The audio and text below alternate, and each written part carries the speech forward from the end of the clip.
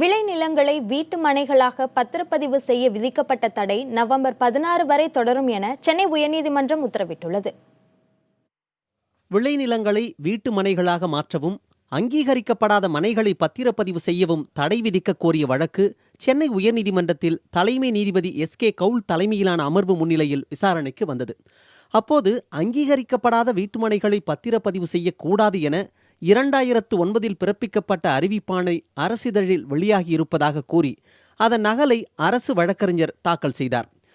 Real estate, வீட்டுமனை தரகர்கள் உள்ளிட்டோர் தரப்பில் ஆஜரான வழக்கறிஞர் விளைநிலங்களை வீட்டு மனைகளாக பத்திரவு செய்ய உயர்நீதிமன்றம் விதித்த தடையால் தங்களுக்கு நஷ்டம் ஏற்பட்டிருப்பதாக வாதிட்டார்.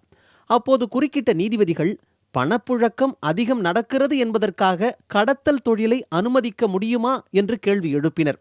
மேலும் நகரமயமாக்கல் முக்கியம் என்றாலும் அதற்காக விளைநிலங்களை வீட்டு மனைகளாக மாற்றுவதை ஒருபோதும் அனுமதிக்க முடியாது எனவும் தெரிவித்தனர்.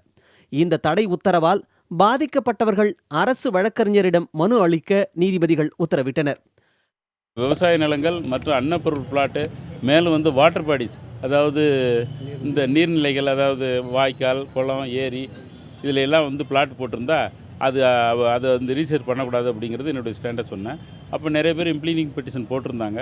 அவங்களெல்லாம் அதை ஏற்றுக்கல. அதே நேரத்தில் அவங்கெல்லாம் தன்னுடைய சிரமங்களை குறித்து ஒரு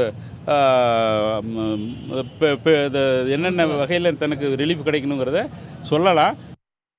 அங்கீகரிக்கப்படாத வீட்டுமனைகளை வரைமுறைப்படுத்துவது குறித்து மனுதாரர் கொடுக்கும் பரிந்துரைகளை பரிசீலனை செய்து பதில் மனு தாக்கல் செய்ய தமிழக அரசுக்கு நீதிபதிகள் உத்தரவிட்டனர். இதனையடுத்து வழக்கு நவம்பர் 16ஆம் தேதிக்கு ஒத்திவைக்கப்பட்டது. அதுவரை பத்திரப்பதிவுக்கு விதிக்கப்பட்ட தடை நீடிக்கும் என நீதிபதிகள் தெரிவித்தனர். அந்த வருகின்ற 16, 11வது அந்த கேஸை முழுமையாக தள்ளுபடி செய்ய வேண்டும் என்பதுதான் எங்களுடைய நோக்கம்.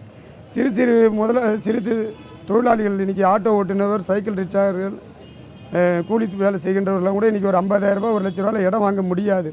சிஎம்டிஏ தான் வேணும், டிடிசிபி தான் வேணும்னு பார்த்தீங்கன்னா வெறும் பணக்கார் மட்டும்தான் இந்த தமிழ்நாட்டில் வாழ முடியும்.